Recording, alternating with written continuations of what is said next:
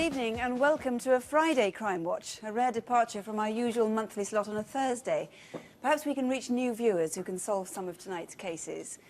We start with some fresh evidence on a case you've probably heard about in the news.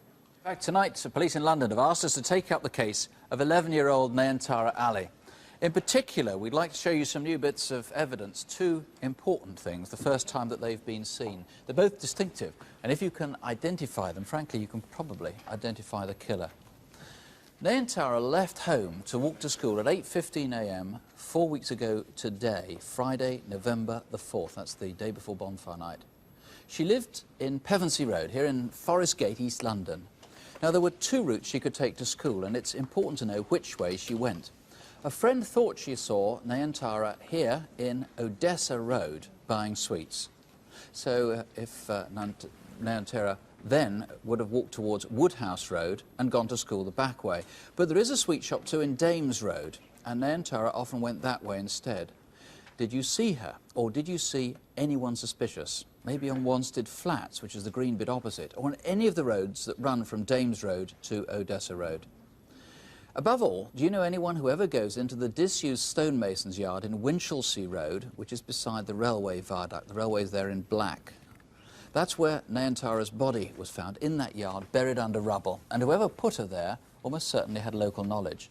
Several people tip rubbish here. Now, these were photos taken by a resident incensed by all the mess just a few days before Nayantara went missing.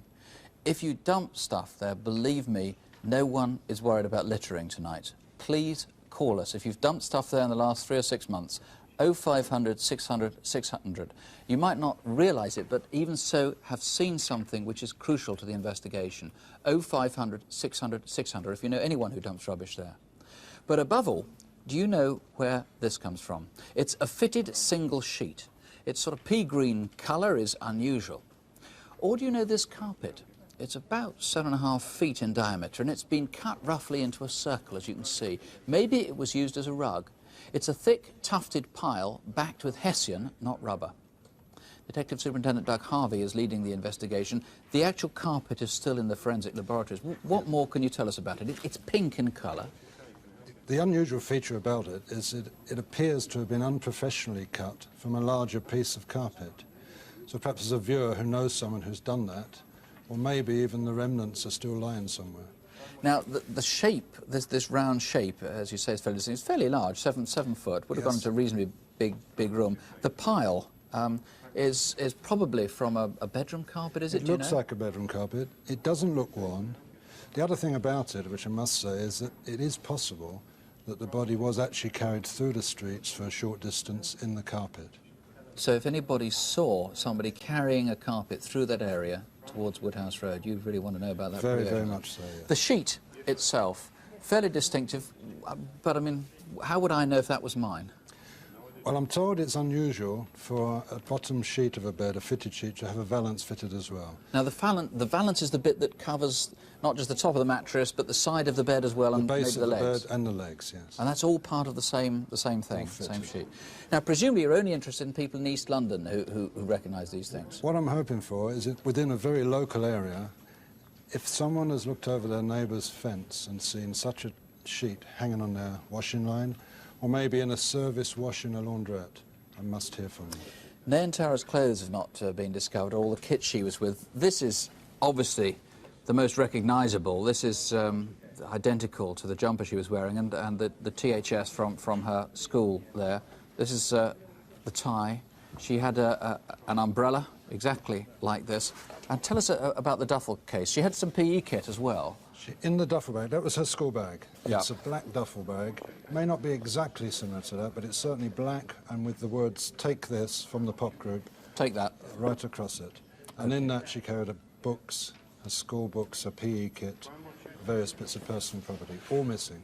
Maybe she went to somebody else's house, maybe she met someone. If you can help in any way, please call 0500 600 600. It's a free call number, 0500 600 600, or you can call the murder team at Leytonstone direct. That's on 081 556 8855. That's 081 556 8855. Well, calls to last month's programme have certainly supplied detectives with plenty of new information. So far, there have been 3 arrests, and we're told there are more to follow. Leads resulting from all 3 of our main reconstructions are still being sorted and worked on. We had 150 calls offering help in the search for 9-year-old Daniel Handley, who disappeared 2 months ago after playing near his home on his bike. Unfortunately, though, nothing so far has taken detectives any nearer to finding what's happened to him, but we will give you any further details as we go along. Tonight's first reconstruction is a sort of modern highway robbery. It so frightened a driver that he asked us to use an actor to portray him in our reconstruction rather than take part himself. And we've changed some other details too in order to prevent copycat crimes. Several clues, nonetheless, should help you paint a picture of the gang. It all began a month ago near Blackwood in Gwent, but you might have seen what happened after that during a 9-hour journey down the M4 and into the home counties. Are you all right? I don't know. They've taken my trailer unit, the lot. Are They've you had me in the injured? back and beaten me and everything. I've been driving for 3 years. Nothing like this has ever happened to me. I still can't believe it. Who do you actually drive for, Lee? AJ Ostrich. It's a firm based in Essex. Are you an Essex boy yourself? Yeah, me and my girlfriend. I'm away from home a lot, so I talk to her a lot on the phone.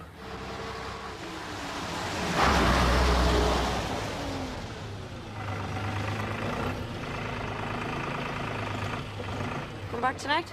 Yeah. Can't make another cup of tea, can I? Yeah, go make yourself one in the canteen. Ta.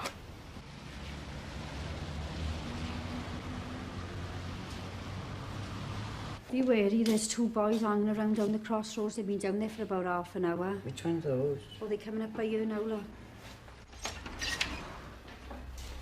You got any cans? Sorry, Lev, only small bottles of pop. He was 6 foot, tall, slim built. He had dark slash-back hair. His eyes was very close. And he was in his 30s. It's 24 pence, please. You're not from around here, are you?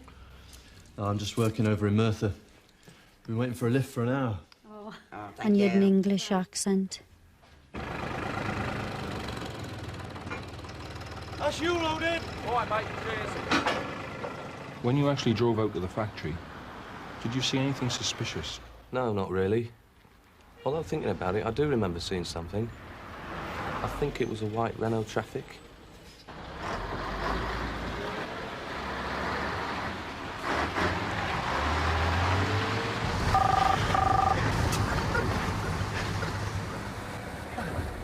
You again? How many times have I told you not to call me at the office? Hang on a minute, love. I'll just see if I can pull over somewhere.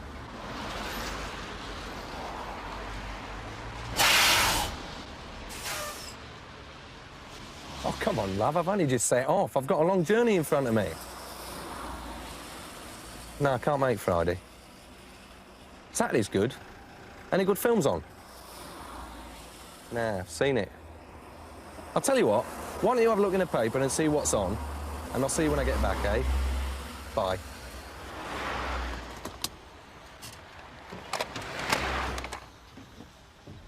Yeah? What do you want? Get in the back! Ah! Get in the back! Shut your mouth or I'll break your bleeding arm. Ah, I can't breathe. I've got an iron bar, so shut it.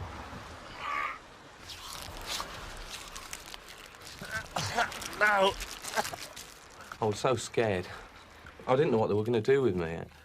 Before they actually covered your eyes, did you manage to get a look at these men? I think there were 3 of them, but I only saw 2. The first one, he was 5'8", he had light brown hair, and he was about 28 and stocky. And the second one came in as the first man was hitting me. He had blonde curly hair, he had 2 earrings in his right ear, and I think he was about 6 feet tall. I think they all had Cockney accents. What's your name? Lee. Lee what? Lee Jones. Lee, we're not going to hurt you. We're just after your load. After about half an hour, I could hear a lot of traffic. We may have been on the motorway or something. Maybe the M4. I was in quite a lot of pain. My ribs hurt. I didn't know if they were broken. What do you do for diesel? I use a shell card. It's between the two tacker boxes. Where? Between the two boxes.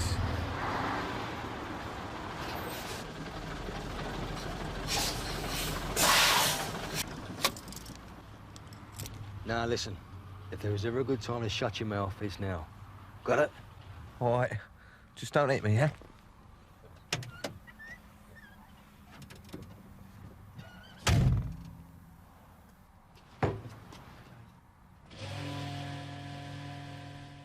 It's amazing what you can hear when you can't see.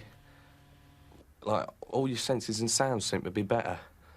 Like, one of them had a petrol Zippo lighter by the sound of it opening and closing. I couldn't have a fag, could I? Seeing as you've been a good boy.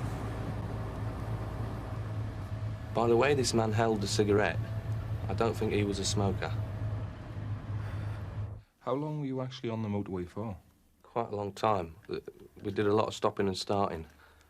I think we might have been on the M25. It was dark. I could tell by the way the lights were going past. After a while, we stopped and reversed inside.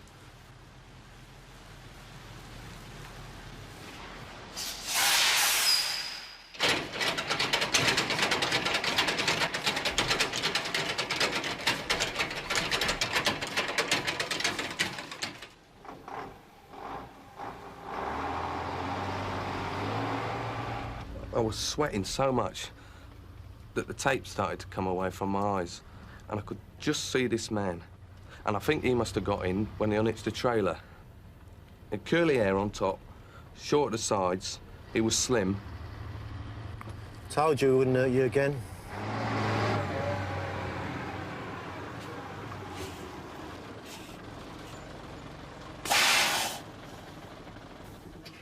What's happening? Shut up and keep down. What are you doing? Cleaning the cab. I like to leave things the way I find them. I reckon he must have been wiping off all the fingerprints. Leave me keys, please. I'll tell you what. I'll leave you your keys and your mobile phone. There's a man in the car outside and he's watching you. Don't do anything for 10 minutes.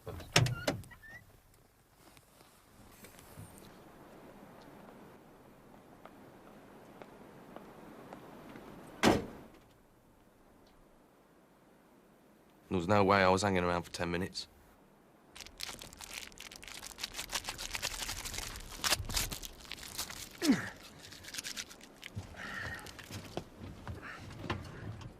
I was scared.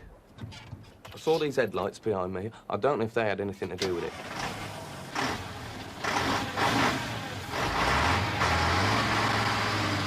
Look, I'm not mucking about. I've been hijacked. I'm sorry, slow down just a minute. Slow down so I can get some details from you. Well, I need to know where you are. Can you see any road signs or any street name? I've no idea. I've no idea. You're still driving? Yeah, I'm driving. If you can stop somewhere, find a street sign and get a policeman to you straight away. Sarge, I've got a problem here. Reporting a lorry hijack somewhere on or near the M1. Can you attend? He's probably on the 507, I should think, somewhere there. Hello, sir. Can you see any road signs, any landmarks, so we can find out exactly which way you're going? Yeah, sign for Amptill. I'm just past there, but I found no trace of him. I'll turn round. Right, can you just not stop somewhere, find a street sign, then I can get someone straight to you? BA from Tango Mike 615, now located the vehicle, over. I was so terrified. If it hadn't been for that police car being so close, there's no way I would have stopped for anyone.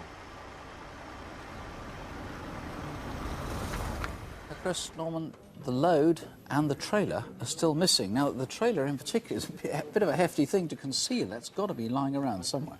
That's right. The trailer, as far as we're aware, was unhitched in the Essex area, and obviously we're most anxious to recover it. It's a fairly scruffy sort of blue trailer. Not much more distinctive about it, is there? Well, it's a well-used trailer. It's blue in colour. It has double wheels on each side of the trailer there.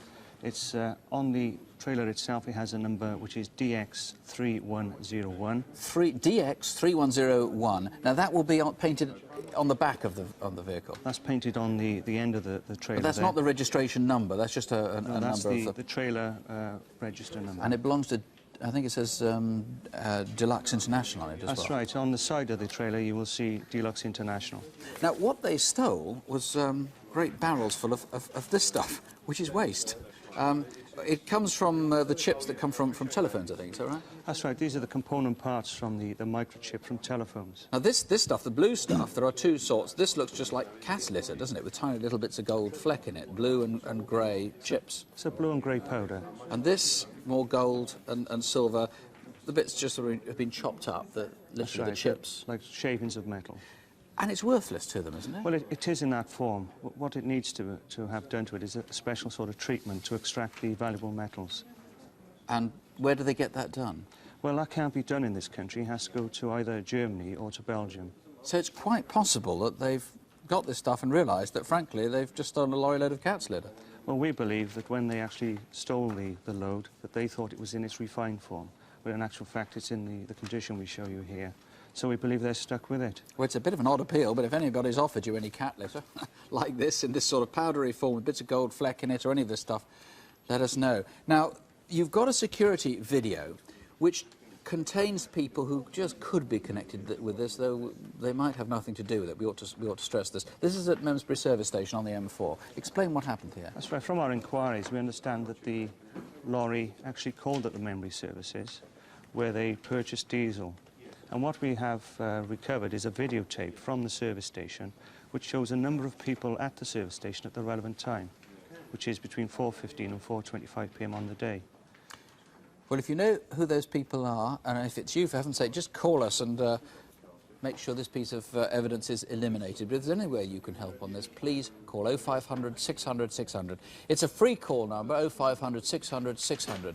The evidence is being brought together at an incident room in Cwmbran, and you can call there direct. That's on 0633 877 999. 0633, the code for Cwmbran, 877 999.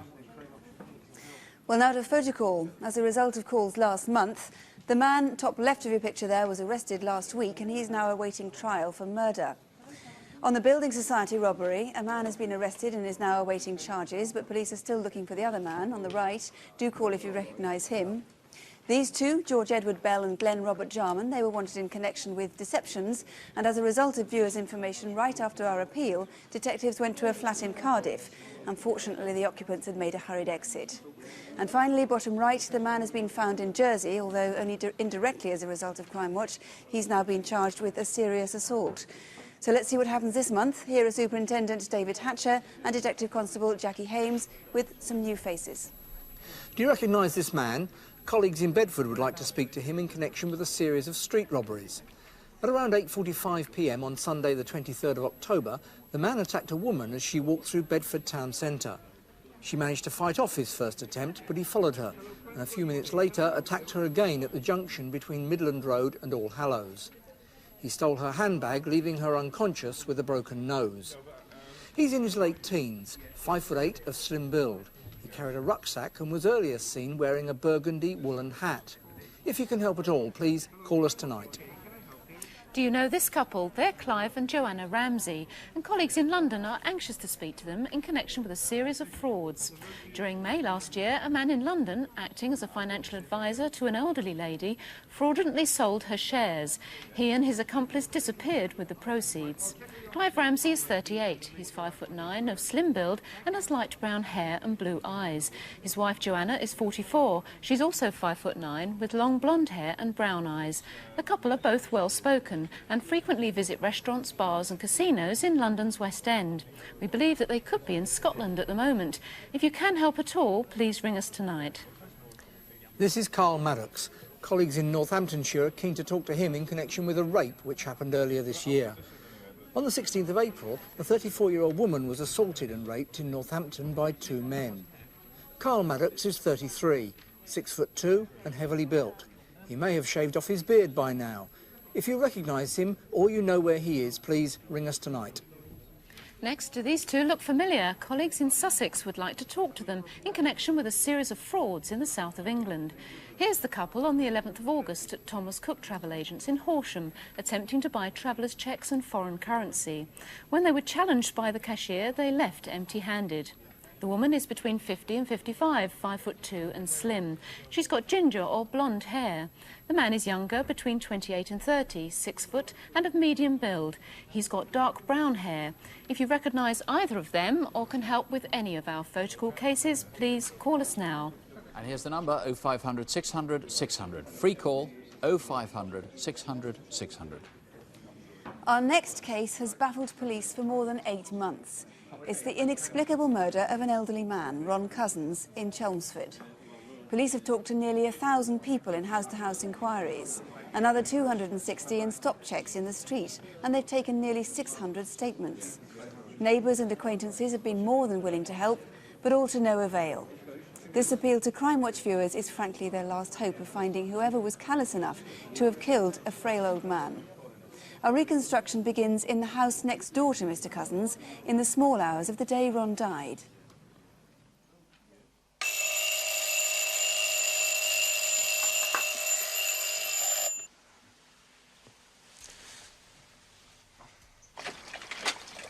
On Saturday, April the 16th, the couple next door to Ron, David and Angela Bailey, left home early in the morning. They were off to France for the weekend. It's a funny noise. Can you hear it? Yeah, it sounds like it's coming from Ron's bathroom. I thought it's a bit early to wake him up, isn't it? Yeah, but we're running late anyway. Let's go. Right. Ron was born in this house, 5 Anchor Street. He'd lived all his life here. Closest to him was his widowed sister, Ruby, who lived nearby.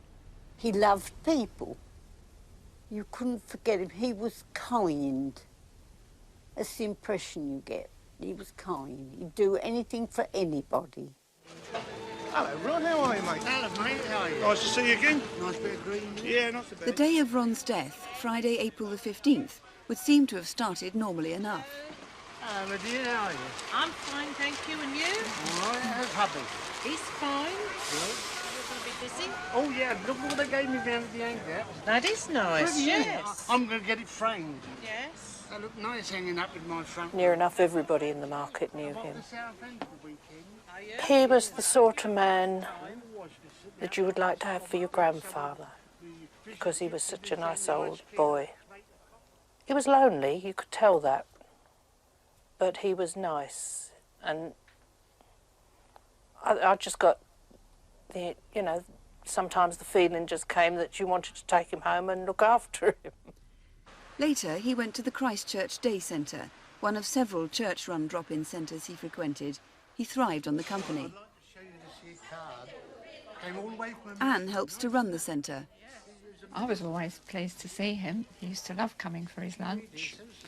And he was a kindly, lovely old man. He never grumbled. He was always happy, had a smile for you. If there was somebody there to listen to him, he would always chat. He was just glad that he was able to be out and about amongst people. Julie works as a secretary at an office in Anchor Street. Won't be a minute, Jo. I'm just going across to the post box. All right, okay. Late that afternoon, she saw Ron in the street, making his way home. I'd only gone round the corner a couple of steps, but as I turned, I noticed Ron coming from the direction of the town, from the New London Road end. I always felt I wanted to stop, just to make sure he was okay. Can't wait for the weather. I mean, if it's raining, I don't mind. He had such a cheery personality. Yeah, I know. He never grumbled about anything. And he always wanted everybody to enjoy life. He never preached about anything. He obviously knew there was nasty people out there. There was bad in the world, but he could never ever see it in anybody. What you getting to make yourself a nice cup of tea? It's a good idea. I could do with a cuppa now. Right, I'll see you. And with that, I just told him to look after himself, and then he went down the back alley to the back of his house. And that was, unfortunately, the last I saw of him. Shortly before 6 o'clock, Peter Morgan left work and headed for his Friday evening workout at the local gym, also in Anchor Street. I saw a young man standing near the junction. He was about 5'8" tall. He was slightly built and had long hair. As I looked at him, he turned away, and I thought he looked a bit suspicious. It was as though he didn't want me to notice him.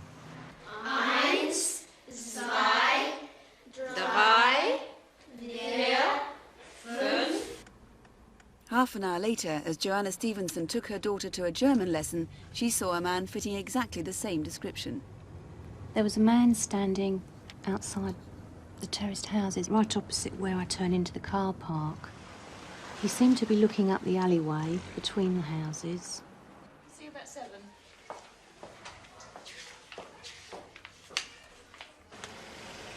Five minutes later, she remembers the man was still there.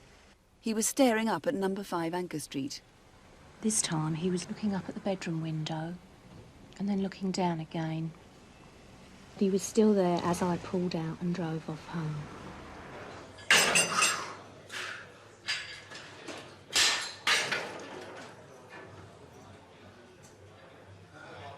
Right, Alan, I'm finished. I'll see you next week. Peter Morgan had been in the gym nearly 2.5 hours. It was 8:10 when he left and walked down Anchor Street. I saw this young man again. It was definitely him. I was a bit surprised that he was still there after 2.5 hours. This time the man had moved to the end of the street, about 100 yards from Ron's house.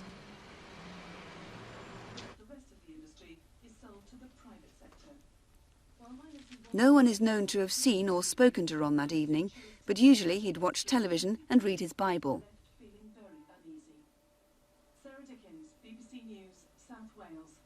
More on Newsnight on BBC 2 at 10:30, but that's the 9 o'clock news tonight. Good night. Next door, the Baileys had an early start ahead of them for their trip to France in the morning.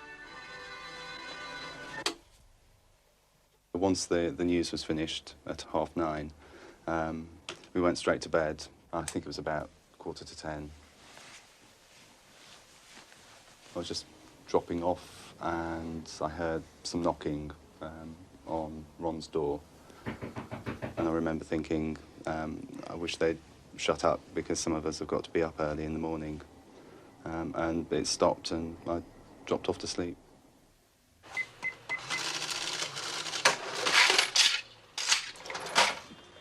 Thank you very much. Bye. Bye.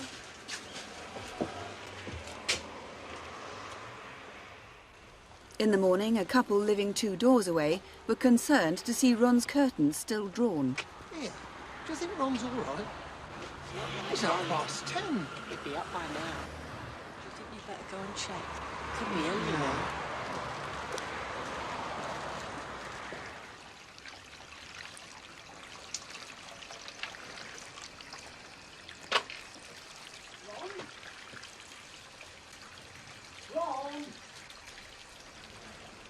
The bath was overflowing and the house had been ransacked. Ron had been strangled and stabbed. You couldn't imagine anybody doing that to Ron. He was so... he wouldn't hurt a fly. I miss him coming round, I miss going out with him. There's a blank. I expect I shall always miss him. Well, Detective Superintendent, why would somebody want to do that to Ron? Well, I don't know, really. He's an old man. He hadn't got any enemies as far as I know.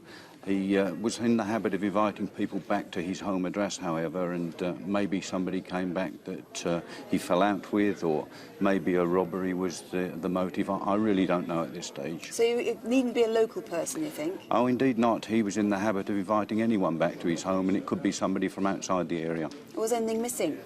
Well, we had a search of the house and we can't determine that anything was missing. We found £700 hidden in the house, so obviously whoever the person was, they didn't find that money. Now, the most important thing, of course, is to find the man that so many people saw that night. Yes, indeed, yes. This man is described as being in his early 20s.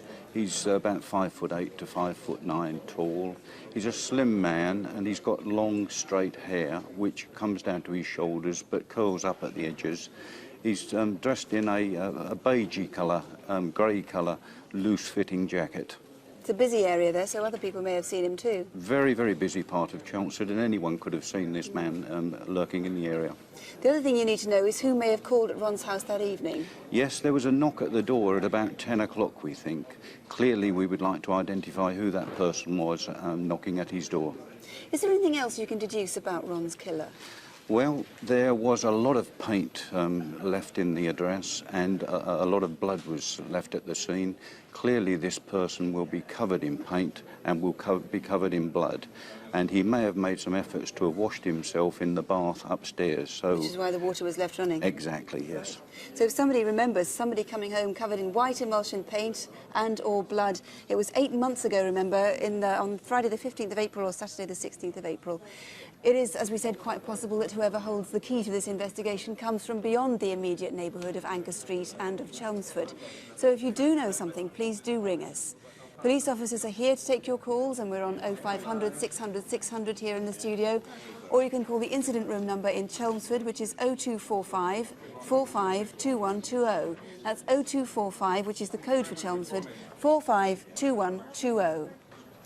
The lines are maybe intermittently engaged. We've been busy almost from the off on the murder that we started with, the Nayantara Ali murder. I can tell you a lot of good calls have come in on the carpet under the valance, but one in particular, somebody that the police hadn't reached for some reason in the local area, who may have some very revealing information which we can't tell you a great deal more about at the moment. On the lorry hijack, some good calls too. Incidentally, there's a £10,000 reward on that one. Now to incident desk, but before we hear the clues, an urgent appeal for a woman who called here last month about the murder of Stanley Nichols. You may remember he was killed in the Anchor pub in Yalding in Kent on Sunday the 25th of September. Now, the caller named a father and son. Would she please ring back? On the same case, another call led to Edinburgh, and this may have settled a quite different crime, incidentally another very serious one, but the murder is still unsolved. The other cases may have made more progress, notably the violent robbery on a taxi driver in Bromsgrove. One name seems to be significant, and the police say an arrest is imminent. An assault on young boys may have been solved too. We'll bring you details of that when we can. Now for this month's Incident Desk, here are Superintendent David Hatcher and Detective Constable Jackie Hames. First on Incident Desk, do you recognise this man? On Saturday, November the 19th at about 6:15 p.m, he raped a teenage girl in Southampton. The victim was walking to a friend's house in Dunkirk Road through the grounds of Southampton Sports Centre at Bassett. When, in front of her, she saw a man in her path, so she cut across the cricket pitch to avoid him. But he followed, threatened her with a knife and then raped her. The man had a husky voice and wore this black baseball cap, which, in his haste to get away, he left behind. It has a Los Angeles Raiders motif on the front. Perhaps you recognise it, or maybe you recognise the man. He's 30 to 40, about 5'9", well built with short receding hair and a stubbly beard. If you recognise him, please call us tonight in the studio, or you can call the incident room on free phone 0800 393 427. That's 0800 393 427. Next, a murder which has baffled police officers in London. 52-year-old Elaine Warman was killed by someone on Friday the 9th of September between 5:30 and 6:30 p.m. Elaine worked as a clerical assistant in London's West End. She always caught the number 36 bus from Park Lane back to her home in Camberwell. That Friday, she would have arrived at her flat at around 5:45 p.m. Her body wasn't discovered until the Monday morning. Her silver charm bracelet and some money had been stolen. Elaine's Midland Cash Point card was used on 4 occasions over the weekend of her death. At 7 p.m. on Friday in Whitechapel and on 3 occasions in Camberwell. The final one was midnight on Sunday the 11th of September. We're desperate for your help, so cast your mind back to Friday the 9th of September. Did you catch the number 36 bus from Park Lane to Camberwell just after 5 p.m? Maybe you saw Elaine on the bus. She was wearing a yellow and white striped blouse and a black skirt and jacket. Elaine was 5'2" and of slim build. If you can help, and there is a reward, please ring us here in the studio, or officers in the incident room in Southwark are waiting to take your call. They're on 071 232 6755. That's 071 232 6755. In our last case tonight, the victim, a mother of 2, managed to fight off her attacker.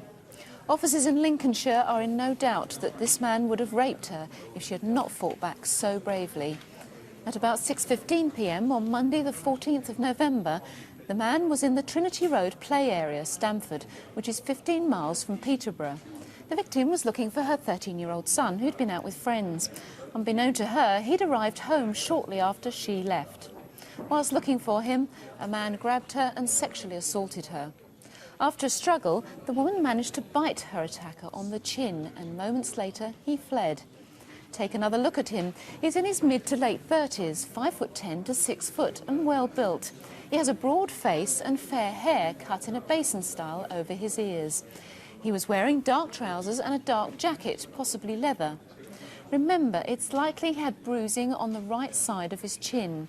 If you think you know him, please call us here in the studio, or you can call the Stamford Police direct on 0476 62501. That's 0476, the code for Grantham, 62501. And the number here in the studio is 0500 600 600. That's free call 0500 600 600. How often have you heard a burglar alarm go off and done nothing about it?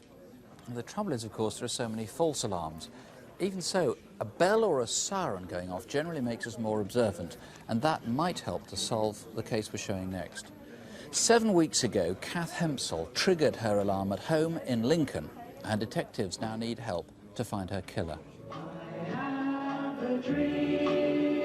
New Year's Eve at Kath's house had become quite a tradition, and the old microphones came out at the drop of a hat, really.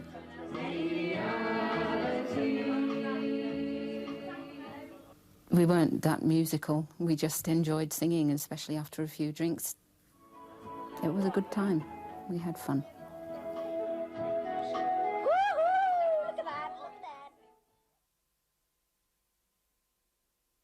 Kath Hempsall was a part-time midwife. She lived with her husband and 7-year-old daughter on Lincoln's busy inner ring road. Oh, no! Oh, just missed it. Hey, Daddy, I'm eating Mummy. Kath's life revolved around Andy and Louise. She was devoted to her husband and especially to her child. Handed stuff. You didn't mention the commercials. Louise! Here, put your shoes on, Pat.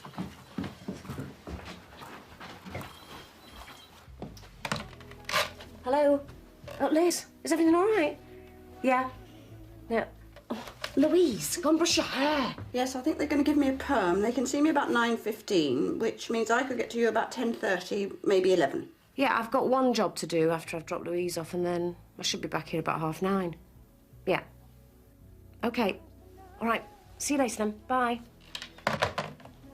Louise, hurry up, we'll be late.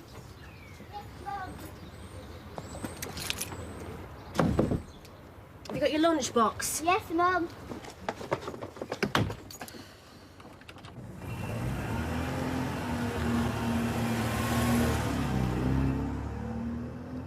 It's near the block of flats. Excuse me. Can you take your seat a minute? I'll be with you in a minute. Contact the RAC. Looks like they're off school for the rest of the week. Yes, we're worried about reducing... We'd been in doctor's surgery.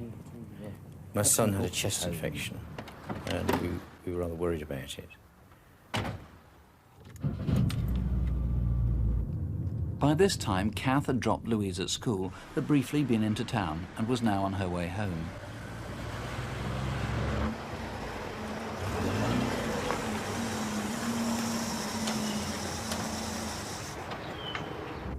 What a hideous colour. Can you believe that people should have such colours? My son was he had a very down sort of mood, and I was really trying to cheer him up. That's why I kept noticing things and chatting to him.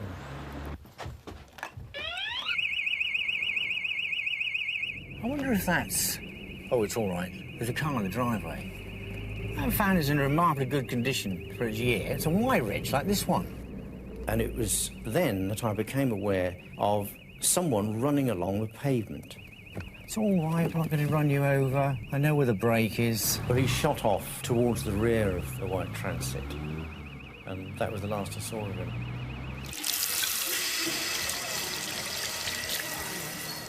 Well, I did say I'd get to my sister as soon as possible. I'll get you out for about 11 at the latest, I should think. OK? Get you lean right the way back.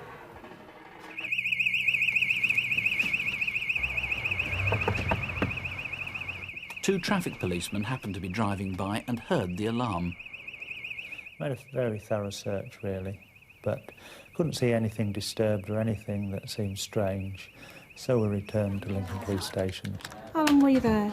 We left just after 10, was there about 10 minutes in all. Yep, OK. I'll see if I can get hold of a key holder for you. I'll leave that with you. All right, bye now. Although the police had heard the alarm, they didn't know a panic button had been hit.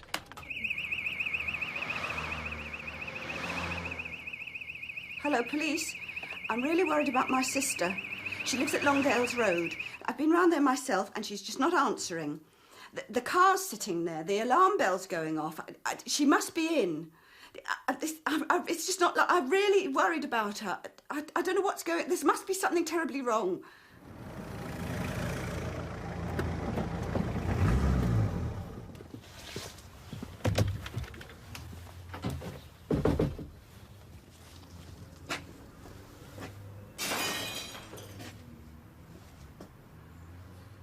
The police found Kath in her hallway.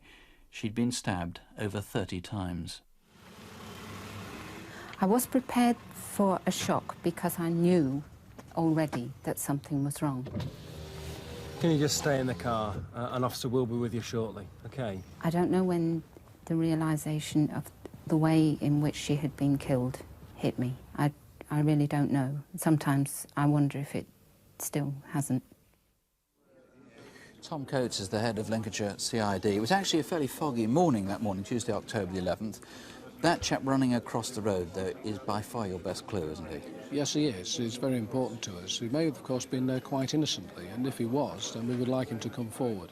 He may have been waiting for a bus or waiting for somebody else. How good a description have you got of him? Well, it's quite a good description. He's 17 to 25 years of age, 5'8" tall, slim build, pale complexion, wearing scruffy clothing and most insignificantly a woolen hat. Now, somebody like him was obviously hanging around that area for an hour or so because someone was seen by the phone box about 300 yards down the road. Yes, there were. There was a man seen of similar description near the telephone box, and several other people have also told us about him being seen in the area. Now, apart from that man, the other distinctive thing that was sighted was this white Ford, probably Ford Transit, this Y-registered vehicle. Now, what do we know about this? It was there for some time too, wasn't it? It was there for quite a long time, certainly all the time that we were interested in. And it's a white van, it's described as a transit, but it may be another vehicle of a similar type, similar shape. Again, you need to eliminate that. If that was a delivery or someone hanging about there for a perfectly innocent purpose. Someone was also seen in the driveway of the house. This could have been mistaken for one of the police officers who were investigating, but maybe not. It could have been, but the witnesses have described a man of 40 to 55 years of age being in the drive, and if the person was there, we'd like him to come forward. And a woman walking some dogs, a potential witness you need to find very quickly. Yes, a woman with 2 small dogs walking along the road. We would like her to come forward. She must be able to identify herself. Well, if that was you, if there's any way you can help, 0500 600 600. It's free here to the studio, 0500 600 600. Or you can call the incident room in Lincoln. That's on 0522 558 542. That's 0522, the code for Lincoln, 558 542. Well, now, one of the most successful anti-crime campaigns has been Operation Bumblebee, a drive by the Metropolitan Police to combat burglary. A huge treasure trove of property has been recovered, but a lot of it remains unclaimed. So here are some distinctive items from the Thames Valley. Here's Eric Knowles with his expert eye over Aladdin's Cave. Thank you, Sue. Well, if you're watching tonight and you should be playing at a gig and you can't for the simple fact that you've had your guitar stolen, then feast your eyes on this little lot. It does include this 5-string bass guitar, which I'm told is something of a rarity. Now, for some inexplicable reason, people ask me about the weather from time to time. What I really need is a barometer, but I'm not quite sure whether or not this 18th century Dutch example would be of any use to me. No, given a choice, I'll take this little lot. I'll take the Bears every time. I particularly like the little golfer down here. They're German, around about 1900. Now, if the faces of these 2 small boys mean something to you, albeit they were painted in around about 1845, then there is a connection with this particular pair of pistols in their original cases. It's all in a name, and it's the name that I'm after. But we've got plenty of Cupids on the programme this evening. What about this little chap? Sat on top of a Victorian ormolu casket, and it's all in the Renaissance style. But even more interesting are these Cupids painted on this English porcelain bow pot. Now, this is from an incredibly rare English porcelain factory. Date-wise, around about 1790, and what's more, it's one of a pair. Here's a single and honest Chinese table.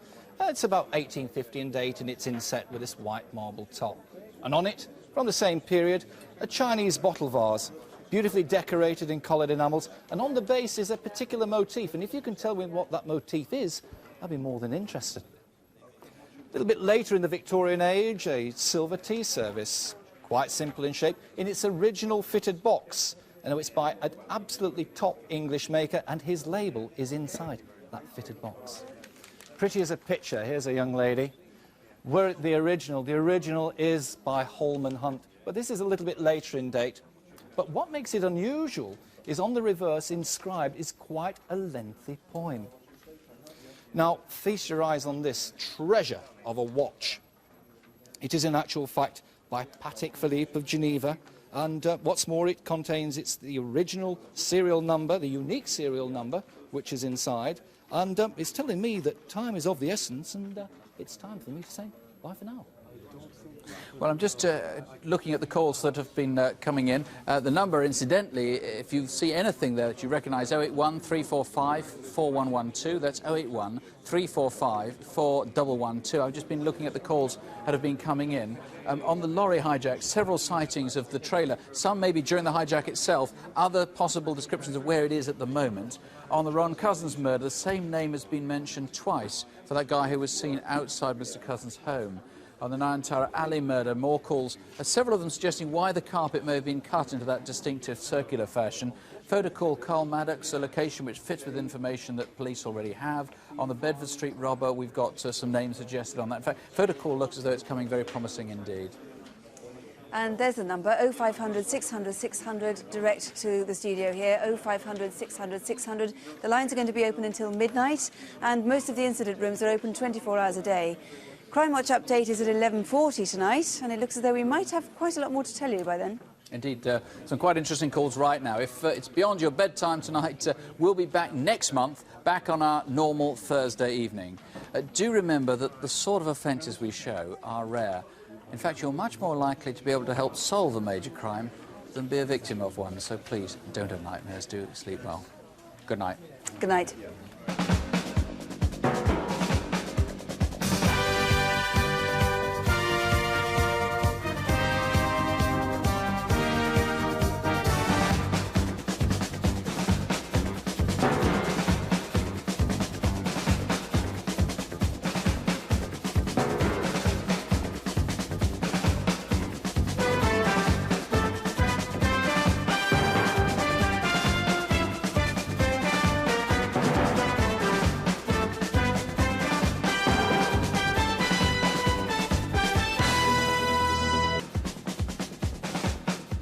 Welcome back to what's been a very busy evening, and frankly a very revealing one as well. 2 East London homes are being visited this evening now after people there thought that they recognised the carpet found with Nayantara Ali's body.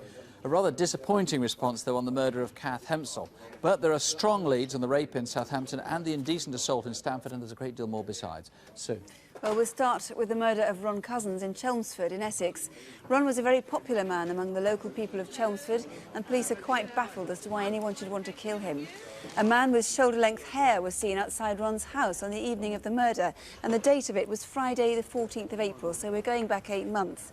Ivan Dibley, you have had quite a stack of calls. Yes, I'm very encouraged by the response that we've had. We've had over 40 calls, and bearing in mind that this inquiry is now several months old, I'm very encouraged because several of those are actually naming the person that we are interested in. So most of your information tonight has come on that man who was seen outside the house? Yes, indeed it is. It's on the description of the man as we put out earlier. Which is? Yes, he's in his early 20s. He's about 5'8" to 5'9", with this long, straight, shoulder-length hair which curls up at the top, wearing this beigey coloured, loose-fitting jacket. And whoever did kill Ron that night would have been covered in paint. I can't believe that anyone who did that murder is not covered in paint and blood, and I appeal again for anyone who had anyone come to their home address with blood and paint-spattered clothing to contact us. So this is white emulsion paint. You've got through all the conventional lines of inquiry, which is why you've come to Crimewatch tonight. Indeed, and that's why I'm very excited that we've actually got 40 calls in a response to our appeal to the public. Let's hope they lead you somewhere. Thank you very much. Thank you. Thanks. Well, now the lorry hijack in Gwent, a gang who attacked a driver and drove his truck for 9 hours with the driver tied up in the back with blindfold on him. What's your name? Lee.